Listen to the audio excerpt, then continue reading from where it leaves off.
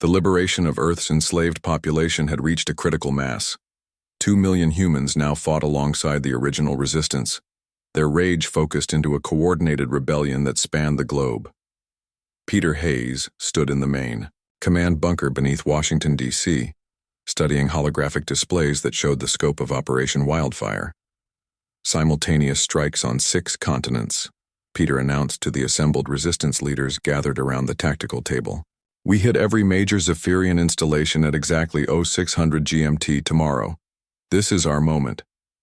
Amy Barnes reviewed the Chicago sector assault plan on her tablet. Her liberated army had grown to 15,000 fighters, all of them former slaves, who had personal scores to settle with their alien captors. The fury in their eyes reminded her daily of what 8 months of mind control had cost humanity. My people are ready, Amy reported. But sir, they're not soldiers. They're factory workers and teachers and office clerks. They fight like wild animals, but they don't follow military discipline. Maria Rodriguez nodded in agreement from her position at the communications console. Same problem in my sector. These freed humans fight with incredible courage, but they take unnecessary risks. They want revenge more than they want victory. Jake Morrison understood the challenge better than anyone. His mountain stronghold had become a training center for liberated humans, teaching them to channel their rage into effective combat tactics. But the learning curve was steep and time was running short. We use their anger as a weapon, Jake said firmly. The Zephyrians have never faced an enemy that wants to hurt them personally. Every freed human sees those aliens as the creatures who stole their lives, their families, their dignity. That kind of motivation is worth more than years of military training. Dr. Lisa Carter had spent the past month preparing for Wildfire's most crucial component. Her permanent immunity treatment was ready for mass deployment.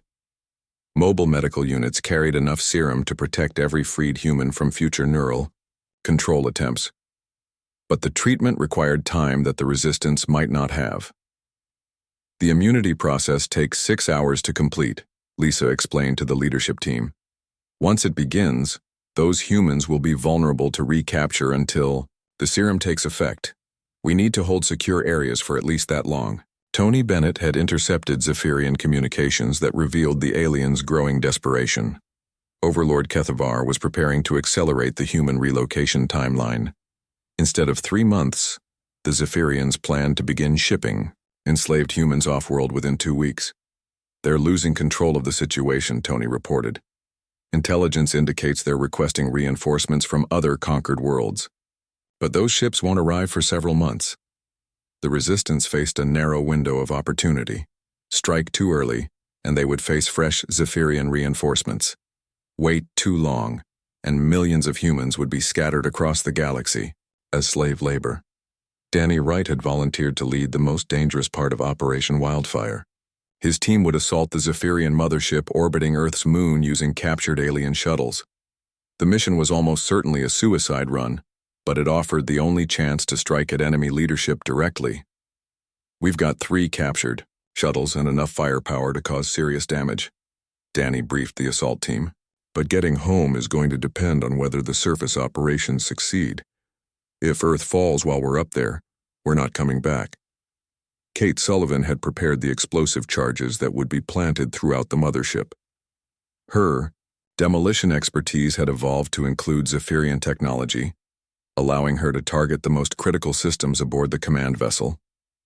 The ship's power core is the primary target, Kate explained as she showed Danny the technical diagrams Tony had extracted from captured alien computers. If we can overload their main reactor, the explosion will disable their entire fleet. The night before Wildfire began, freed humans across the globe prepared for battle in their own ways. Carlos Mendez gathered his fellow miners in an abandoned Detroit factory, sharing stories about their families and what they were fighting to protect. Nancy Clark led a group of liberated teachers in converting their former school into a field hospital for wounded fighters. In every liberated community, the same scene played out.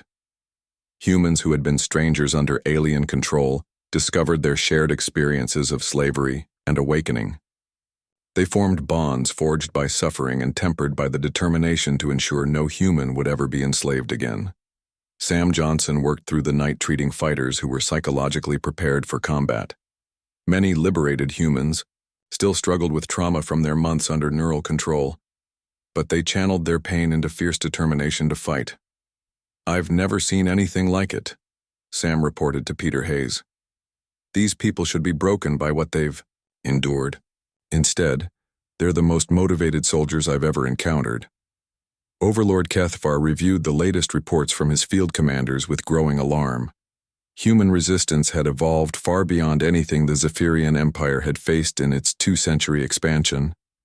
Every tactical adaptation his forces made was countered within days by human creativity and determination. "They learn from every encounter," Commander Veltar reported during the morning briefing. "Our standard suppression techniques are ineffective. The more pressure we apply, the more violently they resist." Cathvar had conquered 43 worlds for the Empire. He had faced desperate last stands, coordinated rebellions, and even biological warfare. But never had he encountered a species that seemed to grow stronger under oppression. Human resistance increased with every passing day. Operation Wildfire began at dawn with coordinated strikes across the planet. In New York, Maria Rodriguez led 10,000 liberated humans in an assault on the primary processing center. The attack began with precision artillery strikes, but quickly devolved into close-quarters combat as freed slaves sought personal revenge against their former captors. The fighting was unlike anything in recorded military history. Humans attacked with improvised weapons, construction equipment, and bare hands. They showed no concern for their own safety, charging directly into Zephyrian defensive positions with suicidal courage. Many died, but their sacrifice allowed others to reach the alien fortifications. "They're not fighting like soldiers," a Zephyrian commander reported to his superiors. "They fight like wild predators. They continue attacking even after receiving mortal wounds." Amy Barnes watched her Chicago assault force overwhelm a Zephyrian stronghold through pure determination. The aliens had superior technology and defensive positions, but they could not match human fury. Freed slaves climbed over piles of their own dead to reach enemy positions, driven by months of suppressed rage. The liberation devices activated simultaneously across all attack zones, freeing hundreds of thousands of additional enslaved humans. But instead of confusion and chaos, the newly awakened humans immediately joined the assault. 8 months of suppressed memories turned them into instant soldiers hungry for revenge. In Los Angeles, a group of freed construction workers used heavy machinery to breach Zephyrian fortifications. In Atlanta, liberated factory workers turned their knowledge of alien technology against their former captors, sabotaging control systems from within. Across the planet, specialized knowledge gained during months of forced labor became weapons in human hands. Jake Morrison led the Colorado assault personally, fighting alongside Kate Sullivan and a mixed force of original resistance fighters and liberated slaves. The coordination between the two groups was imperfect, but their combined fury was unstoppable. The freed humans fight without fear, Jake radioed to Peter Hayes during a brief pause in the battle. "They know what slavery feels like, and they'll die before they go back to that." The Zephyrians began retreating from outlying positions, consolidating their forces around major command centers. But this tactical withdrawal only concentrated more human attackers against fewer targets. The alien defense strategy, designed for fighting conventional military forces, crumbled against human unconventional warfare. Meanwhile, Danny Wright's assault team approached the mothership in their captured alien shuttles. The massive vessel dominated the view outside their cockpit windows, its hull bristling with weapons and sensor arrays. But its defenses were designed to repel external attacks, not infiltration by captured craft, broadcasting friendly identification codes. "We're through their perimeter," Danny reported over the encrypted channel. "Beginning final approach to the docking bay." The mothership's interior was a maze of corridors and chambers designed for beings much larger than humans. Danny's team moved quickly through the oversized passages, using the ship's own layout against its defenders. They were outnumbered and outgunned, but they had advantages no Zephyrian expected. Human unpredictability and the desperate courage of a species fighting for survival. Kate Sullivan planted her first explosive charges in the ship's power distribution center while Danny's security team held off alien defenders. The combat was brutal in close quarters, fought with projectile weapons in corridors never meant for warfare. On Earth's surface, the tide of battle had turned decisively. The second day of Operation Wildfire began with humanity in control of half the planet. Smoking ruins marked where Zephyrian processing centers once stood. Freed humans celebrated in the streets of liberated cities, but their joy was tempered by the knowledge that the war was far from over. Above them, the alien mothership still commanded the skies, and millions of humans remained enslaved in the remaining Zephyrian strongholds. Danny Wright crept through the corridors of the enemy mothership, his assault team reduced to half its original size. Behind them, Kate Sullivan's explosive charges ticked down toward detonation. They had fought their way to the command deck, leaving a trail of alien bodies in their wake. But the hardest battle still lay ahead. "Target is through that door," Danny whispered to his remaining team members. "Overlord Kethvar and his command staff. We take them alive if possible, dead if necessary." The blast doors to the command center slid open, revealing a vast chamber filled with holographic displays and alien technology. At the center stood Overlord Kethvar himself, a towering figure in ceremonial armor that marked 2 centuries of conquest across the galaxy. Kethvar turned to face the human intruders with what might have been amusement. In his long career of subjugating worlds, he had never faced such audacious enemies. Primitive beings from a backwards planet had infiltrated his flagship and fought their way to his very throne room. "So these are the famous humans," Kethvar spoke in heavily accented English, his translator device converting his words into human language. "The species too stubborn to accept their proper place as slaves." Danny raised his weapon, but before he could fire, the deck lurched beneath their feet. On Earth's surface, Peter Hayes had launched the final phase of Operation Wildfire. Every remaining resistance cell was attacking Zephyrian positions simultaneously, and the aliens were abandoning their surface installations to retreat to their ships. The liberation signals were broadcasting across the entire planet now, freeing the last enslaved humans in a final massive pulse. Processing centers erupted into chaos as workers regained consciousness and turned on their captors.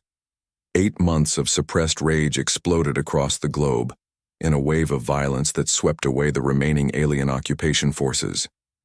Amy Barnes watched thousands of newly freed humans pour out of the Chicago processing complex. But these were not the broken, traumatized victims she had rescued in earlier operations. These humans had been under alien control longer, and their awakening was correspondingly more violent. "They're not just angry," Amy reported to Peter Hayes over the communication channel. "They're absolutely furious. I've never seen anything like it." The newly liberated humans did not wait for orders or organization. They seized alien weapons from fallen guards and began hunting down every Zephyrian they could find. The methodical, efficient alien retreat turned into a chaotic rout, as disciplined soldiers found themselves pursued by mobs of enraged former slaves. Maria Rodriguez coordinated the assault on the primary Zephyrian command center in North America. Her forces included both original resistance fighters and recently freed humans, creating a combination of tactical discipline and raw fury that the aliens could not counter. "They're pulling back to their ships," Maria reported, as Zephyrian forces abandoned their fortified positions. "But every human they free on the way is joining our attack. Their retreat is creating more enemies behind them." Dr. Lisa Carter worked frantically to complete immunity treatments for the massive influx of newly freed humans. Her mobile medical units were overwhelmed by the sheer numbers, but she had made a crucial discovery. Humans who had been enslaved longer showed greater resistance to neural control once freed. Their minds had adapted to the alien technology in ways that made them nearly immune to recapture. "It's like psychological antibodies," Lisa explained to Sam Johnson as they worked to process thousands of liberated humans. The longer they were under control, the stronger their mental defenses became when freedom returned. On the mothership, Danny Wright faced Overlord Kethvar in single combat, while explosions shook the vessel around them.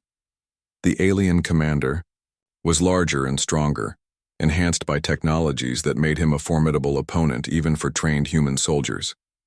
But Danny fought with something Kethvar had never encountered: the desperate fury of a species that refused to be enslaved. "Your empire dies today," Danny snarled as he dodged a blast from Kethvar's energy weapon. "You wanted slaves, but you found something else entirely." Kethvar laughed, a sound like grinding metal. "Foolish creature, we have conquered 43 worlds. Your primitive planet is nothing special." "You're wrong," Danny replied, closing the distance between them. "We're not like your other conquests. We don't stay conquered." The battle raged across the command deck as Kate Sullivan's explosives began detonating throughout the ship. The mothership's artificial gravity fluctuated wildly, sending both combatants floating through the chamber. But in zero-gravity, human adaptability gave Danny a crucial advantage. On Earth, the final Zephyrian strongholds were falling one by one. Jake Morrison led a combined assault force against the aliens' last major base in North America, fighting alongside both resistance, veterans and newly freed slaves. The coordination was chaotic, but the fury was unstoppable.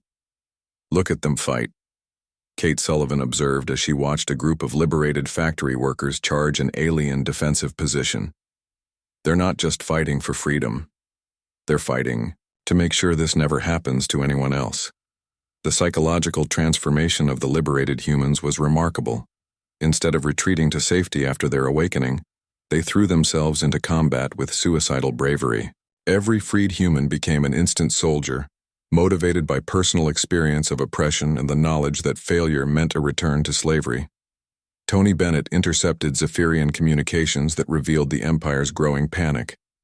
Reports were flooding in from the mothership about human infiltrators and system failures.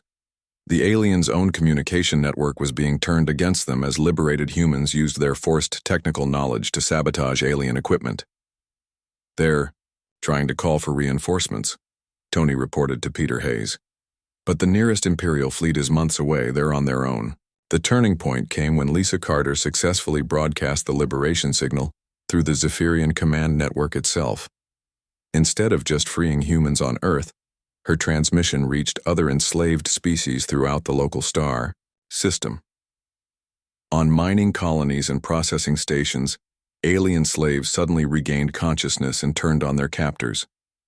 The revolt spread beyond Earth to every Zephyrian installation within 50 light-years. Species that had been enslaved for decades suddenly remembered their freedom and fought back with fury that matched human determination. The carefully maintained Zephyrian slave system collapsed as billions of beings simultaneously rejected their bondage. "We're not just liberating Earth," Peter Hayes realized as reports came in from across the star system. "We're starting a galactic revolution." On the mothership, Danny Wright finally cornered Overlord Kethvar near the ship's reactor core. The alien commander was wounded and exhausted, his ceremonial armor cracked and smoking from multiple hits. Around them, the great vessel shuddered as Kate's explosives systematically destroyed its critical systems. "Your empire is finished," Danny told the fallen overlord. "Every world you've conquered is rising up. Every slave you've taken is remembering what freedom feels like." Kethvar looked up at the human soldier with something approaching respect. In 2 centuries of conquest, he had never been personally defeated by a member of a conquered species. The humans had achieved something unprecedented in galactic history. "How?" Kethvar asked, his voice barely a whisper. "How do you resist what cannot be resisted?" Danny smiled grimly. "Because we're human. We've been fighting each other for thousands of years. We know how to fight anything." The reactor core began to overload as Kate's final charges detonated. Danny and his surviving team members fought their way to the shuttle bay as the mothership began tearing itself apart. Behind them, Overlord Kethvar died as his flagship exploded, taking with it the symbol of Zephyrian power in the solar system. The explosion of the mothership marked the end of the Zephyrian occupation. Without their command structure and with rebellion spreading across their empire, the surviving alien forces surrendered or fled in whatever ships remained functional. Earth was free, but humanity was not finished. In the months that followed, Human fleets equipped with captured Zephyrian technology began launching liberation missions to other enslaved worlds. The species that had come to Earth seeking slaves had instead created the spark that would ignite freedom across the galaxy. Jake Morrison, now admiral of the newly formed Liberation Fleet, stood on the bridge of the former Zephyrian mothership.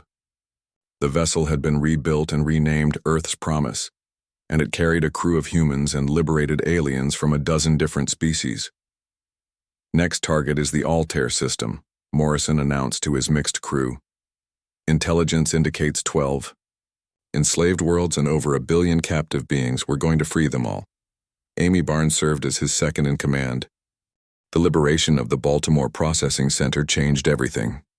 Word spread through the resistance network like wildfire. Dr. Lisa Carter had cracked the code of Zephyrian mind control. For the first time since the invasion began, humans could fight back against the neural dampeners that had enslaved most of their species. Amy Barnes crouched in the ruins of a Chicago warehouse, watching the alien processing facility through cracked concrete walls. Inside that complex, 3,000 humans worked around the clock, mining rare earth elements for their alien masters. Their faces showed no emotion, no recognition, no hope. But that was about to change. "Teams are in position," Danny Wright whispered into his radio. The former SEAL had become the tactical coordinator for the Chicago Liberation. His team carried 6 of Lisa's modified dampener devices, each one capable of breaking Zephyrian control over a 100-meter radius. Amy checked her watch. In 30 seconds, resistance cells across the world would activate similar devices simultaneously. Operation Awakening would free tens of thousands of enslaved humans in a single coordinated strike. 10 seconds, Amy whispered.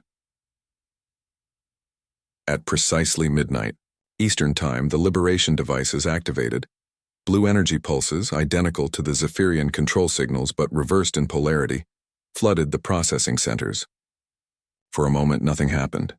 Then 3,000 enslaved humans stopped their work and looked around with clear, aware eyes for the first time in 8 months. The awakening was not gentle. Carlos Mendez had been welding alien equipment when the liberation pulse hit him. Suddenly, 8 months of suppressed memories crashed back into his consciousness. He remembered his wife Maria screaming his name as the blue light took him. He remembered his daughter's tears as he walked away with empty eyes. He remembered every day of mindless labor, every moment of stolen humanity. Carlos looked at the Zephyrian supervisor standing nearby and felt rage unlike anything in his life. Without hesitation, he swung his welding torch at the alien's head. The same scene played out in processing centers across the planet. Newly freed humans attacked their captors with improvised weapons, construction tools, and bare hands. 8 months of suppressed anger and humiliation exploded into violence that shocked even the resistance fighters who had triggered the liberation. "My God," Amy whispered as she watched the chaos unfold. "They're not just free, they're furious." The revolt spread beyond the liberation zones. Humans who remained under partial control began breaking free as the neural dampener network destabilized. The Zephyrians had designed their system to reinforce itself across all enslaved populations. When large groups broke free simultaneously, the entire control grid began failing. Nancy Clark had been a high school teacher before the invasion.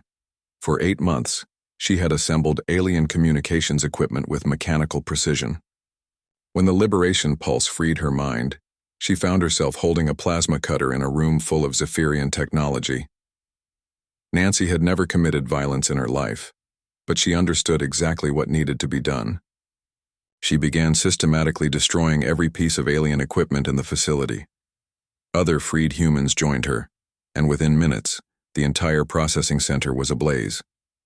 The Zephyrians responded with brutal efficiency. Overlord Kethvar had never faced a slave revolt on this scale, but he knew how to end rebellions quickly. He ordered his commanders to begin executing enslaved humans in areas where liberation had occurred. "For every facility lost, kill 1,000 slaves in neighboring complexes," Kethvar commanded. "They must learn that resistance brings only death." The executions began immediately. In Detroit, Zephyrian soldiers marched 500 enslaved humans into a courtyard and vaporized them with plasma weapons. In Houston, an entire residential block of human slaves was incinerated as punishment for a nearby revolt. Peter Hayes received the reports in his underground command center and felt his heart break. The liberation had freed over 50,000 humans, but the retaliation was costing even more lives. The resistance faced an impossible choice: accept slavery to prevent executions, or continue fighting while innocent people died. We can't stop. Now, Maria Rodriguez argued during an emergency leadership meeting. Every day we delay, they ship more humans off-world. This may be our only chance. Jake Morrison studied the intelligence reports from Tony Bennett's team. The captured Zephyrian data revealed the aliens' timeline. Within 3 months, they planned to begin relocating enslaved human populations to other conquered worlds. Once, scattered across the galaxy, humanity would never be reunited. The debate was settled when Lisa Carter made another breakthrough. Working with tissue samples from executed humans, she discovered something that changed the entire strategy.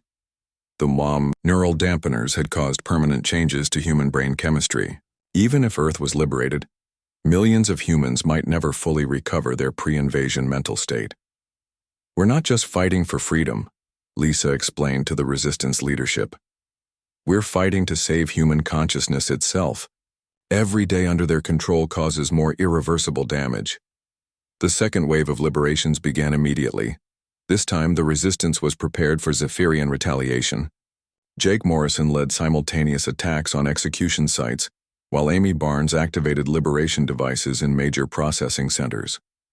The pattern repeated across the globe. Newly freed humans erupted into violence against their former captors. But now, resistance fighters were ready to channel that rage into organized assault teams.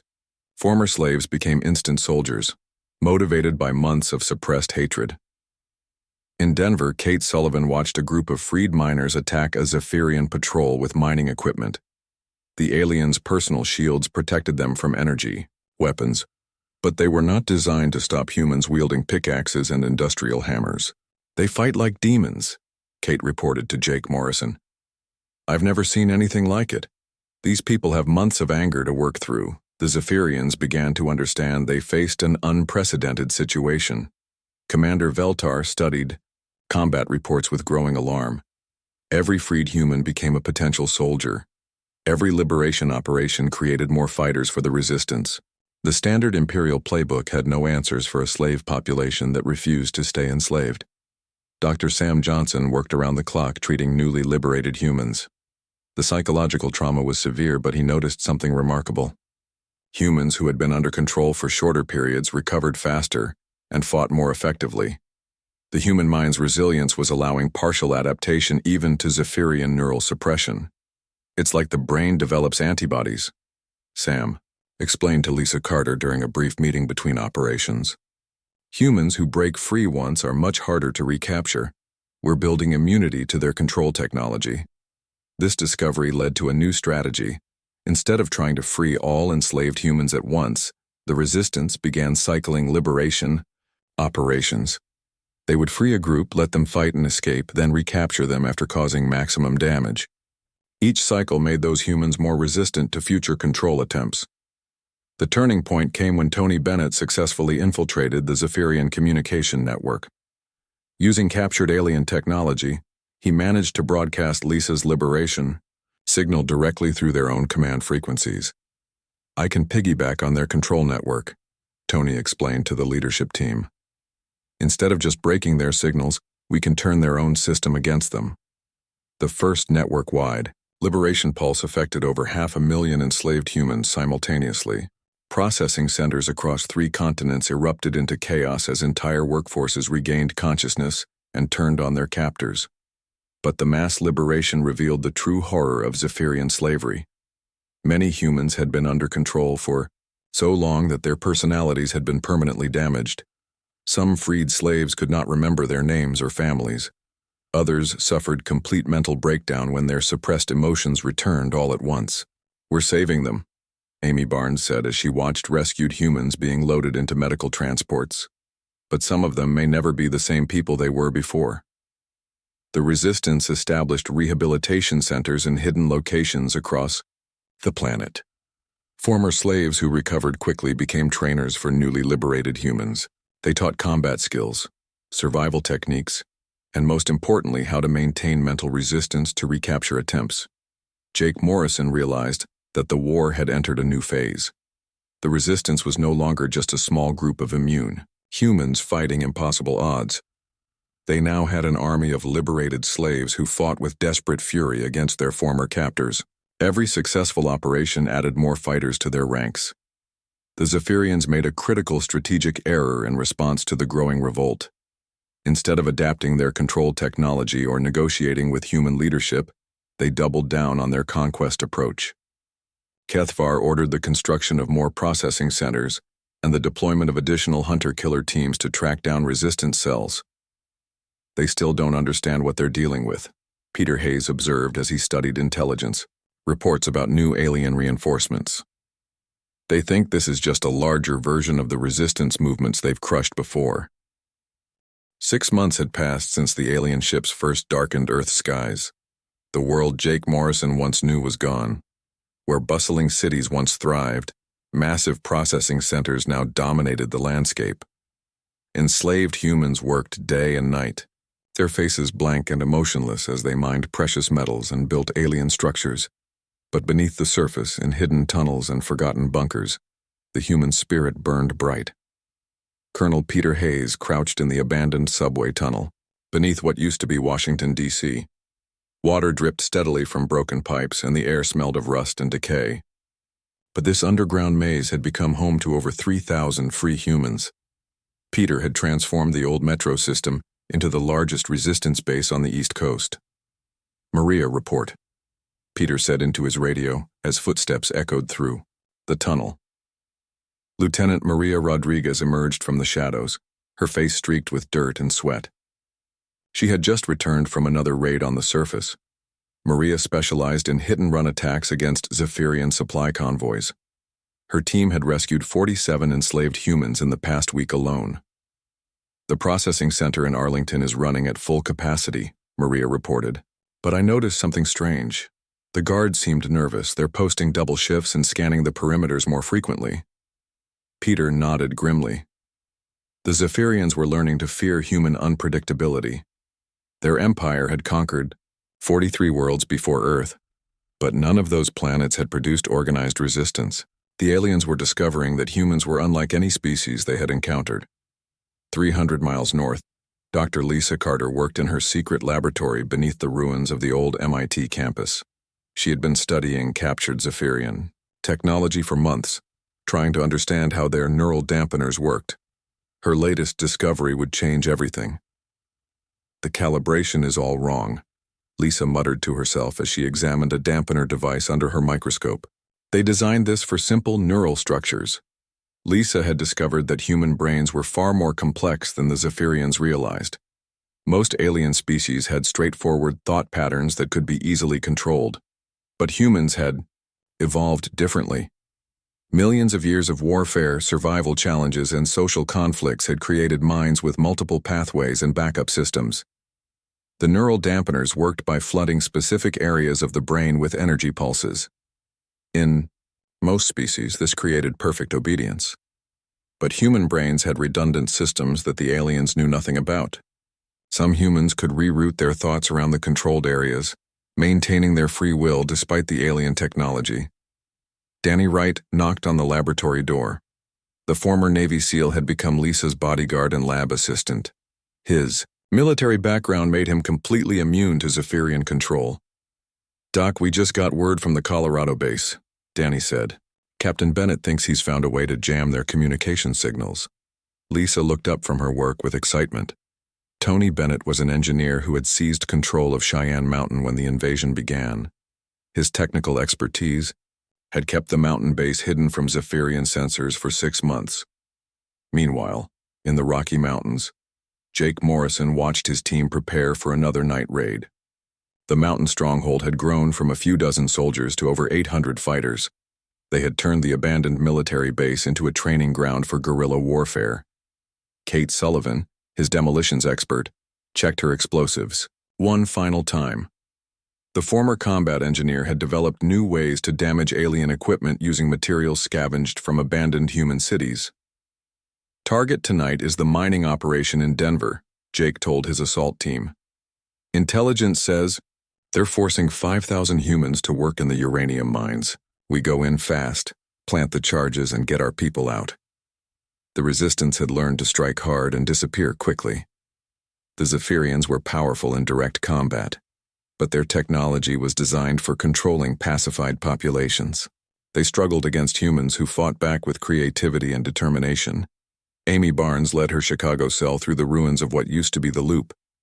The Alien Processing Center had transformed downtown into a massive factory complex. Enslaved humans worked in assembly lines, building components for Zephyrian war machines. Amy's team had rescued over 200 people in recent weeks, but each mission got more dangerous.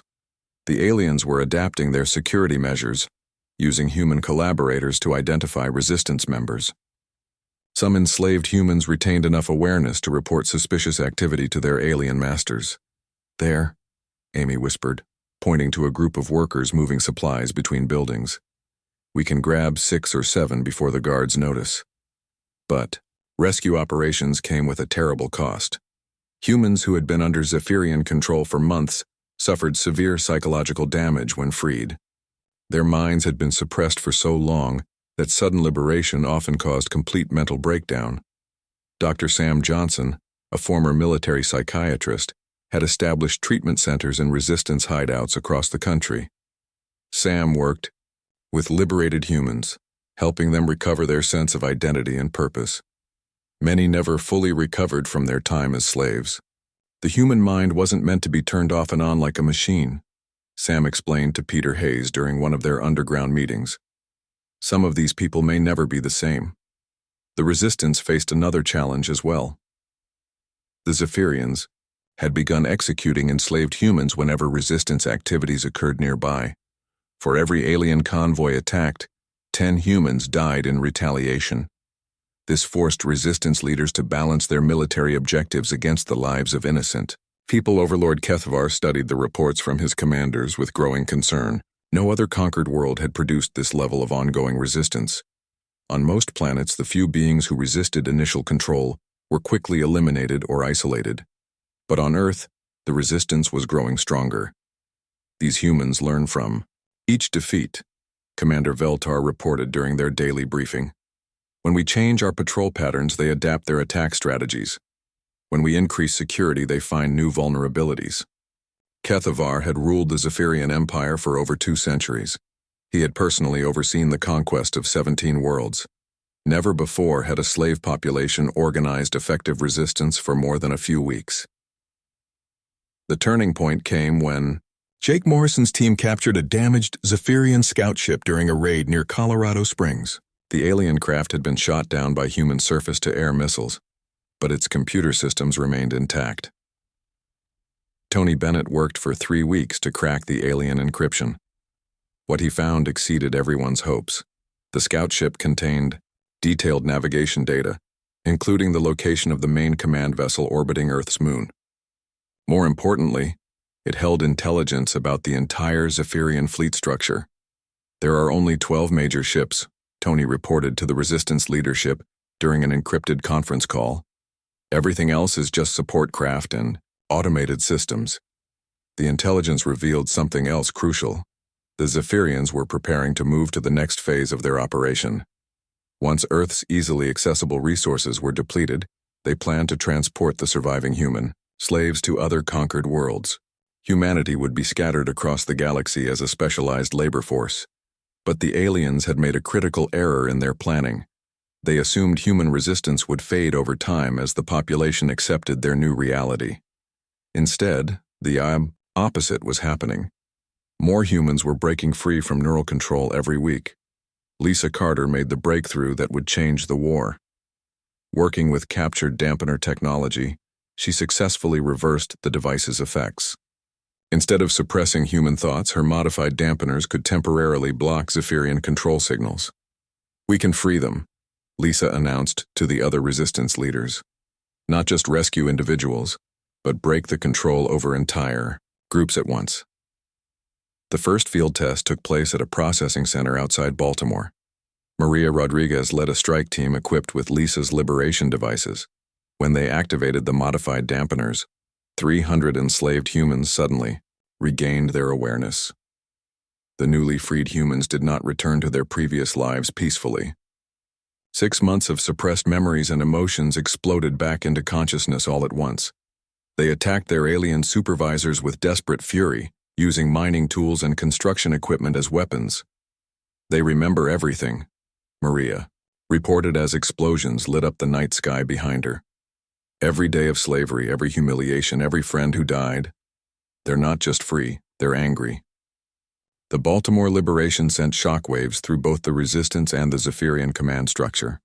For the first time since the invasion began, humans had successfully reversed alien mind control on a large scale. Peter Hayes realized they had reached a turning point.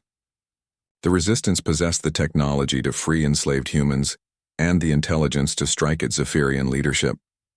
But they also faced a critical decision about timing. "We get one chance at this," Peter told the assembled resistance commanders. "If we move too early, they'll adapt their defenses. If we wait too long, they'll start relocating human slaves off-world." Captain Jake Morrison stood on the observation deck of the Earth Defense Station, watching the morning sun rise over the blue planet below. It was a peaceful Tuesday in March 2387, and Jake thought it would be like any other day. He was wrong. The first sign of trouble came at 800 hours, when Lieutenant Amy Barnes burst into the command center. Her face was pale and her hands shook as she pointed at the radar screen. Massive objects were moving through space toward Earth, bigger than anything humans had ever built. Jake counted 12 enormous ships, each one the size of a city. "Sir, they came out of nowhere," Amy said, her voice barely steady. "Our deep space sensors picked up nothing until they were already here." Jake grabbed his communication device and tried to contact Earth Command. Static filled the channel. The alien ships had already started jamming all human communications. Within minutes, the first vessel positioned itself over New York City. Its shadow covered the entire metropolitan area. Dr. Lisa Carter was in her laboratory at the research facility when the ships arrived. She had been studying brain patterns in soldiers who suffered from combat stress. Her work focused on how the human mind dealt with extreme situations. She never imagined she would need that knowledge to save humanity itself. The aliens struck without warning. Beams of strange blue light shot down from their ships, hitting major cities across the planet. But these were not weapons meant to destroy buildings or kill people. Instead, the beams did something far worse. They changed human minds. Jake watched in horror as the light swept across New York. Within seconds, millions of people stopped what they were doing. They walked out of their homes, offices, and schools. Their eyes looked empty and blank. They moved like robots toward collection points that the aliens had set up throughout the city. Amy tried to call her family in Chicago, but her communication device only produced static. She could see another alien ship hovering over her hometown through the station's telescopes. The same blue light was washing over the windy city. "What are they doing to them?" Amy asked, tears running down her face. Jake had no answer. He could only watch as humanity fell under alien control in a matter of hours. The invaders had studied human technology and found it primitive. They expected easy conquest, just like they had done on dozens of other worlds. The aliens called themselves the Zephyrian Empire. Their leader, Overlord Kethvar, commanded the invasion from his massive mothership orbiting Earth's moon. The Zephyrians had perfected the art of conquest through mind control. They did not want to destroy worlds or kill populations. They wanted workers, slaves who would mine resources and build infrastructure for their growing empire. The blue beams carried neural dampeners, devices that suppressed human free will and independent thought. The technology worked by flooding the brain with specific energy patterns that shut down areas responsible for creativity, rebellion, and self-determination. Most species across the galaxy had simple enough brain structures that the dampeners worked perfectly, but humans were different. Dr. Carter noticed the difference first. She was in her underground laboratory when the blue light hit her facility above ground. Most of her research staff walked out of the building with the same blank expressions she had seen on television before the broadcasts stopped. But some people remained normal. Her assistant, a former soldier named Danny Wright, still acted like himself. So did Maria Rodriguez, a security guard who had survived gang violence in her youth. Several other staff members with histories of trauma or military service also seemed unaffected by the alien mind control. Lisa quickly realized that about 15% of the human population was immune to the neural dampeners. These people shared certain characteristics. Many had experienced severe stress, combat, or psychological trauma. Others had specific genetic markers that Lisa had been studying in her research. The immune humans found each other quickly. Jake Morrison managed to contact other Defense Force officers who had not fallen under alien control. Colonel Peter Hayes was coordinating resistance from an underground bunker beneath Washington, D.C. Captain Tony Bennett had seized control of a military base in Colorado where several hundred immune soldiers had gathered. Amy Barnes led a group of survivors through the ruins of Chicago. The aliens had started processing humans immediately after the mind control beams hit. Massive factories appeared overnight, built by the enslaved population under Zephyrian supervision. Humans worked without rest, mining rare earth elements and constructing alien technology. The Zephyrians were efficient conquerors. They had done this many times before. Usually within a week of arrival, they had a planet's entire population working for them. Resistance was almost unknown because their mind control technology was so effective, but they had never encountered humans before. Lisa Carter worked frantically in her hidden laboratory, studying the neural dampener technology. She had managed to recover several of the devices from the surface. What she discovered changed everything. The alien technology was calibrated for species with simpler brain chemistry. Human minds were far more complex than the Zephyrians had expected. Humans had evolved through millions of years of warfare, survival challenges, and social conflicts. Their brains developed multiple backup systems and redundant pathways. The neural dampeners could suppress some areas of human cognition, but not all of them. People with certain brain chemistry patterns could resist the control completely. Jake Morrison realized that humanity's greatest weakness had become its strength. Humans were violent, unpredictable, and difficult to control. These traits had caused endless wars and conflicts throughout human history. But now, these same characteristics made humans impossible to fully enslave. The Zephyrians began to understand they had made a mistake. Reports came back to Overlord Kethvar about humans who refused to obey orders. Some enslaved humans would work for hours and then suddenly attack their alien supervisors. Others would sabotage equipment or try to escape.